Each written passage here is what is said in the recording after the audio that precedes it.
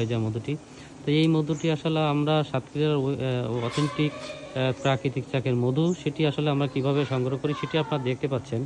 এভাবে কিন্তু আমরা মধু সংগ্রহ করে থাকি এবং আমরা এইরকম করে এত রিস্ক নিয়ে কিন্তু আপনাদের জন্য আমরা মধু আপনাদের কাছে পাঠিয়ে দিয়ে থাকি। যারা বলবেন যে মধু অরিজিনাল হয় না, হয় না, অনেকে বলেন, কিন্তু আমার মধু আসলে কেউ এ পর্যন্ত বলতে পারে না। কারণ আমি এই যে পরিমাণ কষ্ট করে আপনাদেরকে মধু আপনাদের কাছে পৌঁছে দিই, অরিজিনাল মধ্যে এরকম কষ্ট করে আসলে মধুটি কেউ পাঠাবে কিনা আমার খুব সন্দেহ হয়। তারপরেও আমি চেষ্টা করি নিজের জায়গা থেকে আমি এই মধুগুলো একবারে অথেন্টিক ওয়েতে আপনাদের কাছে পৌঁছে দিতে।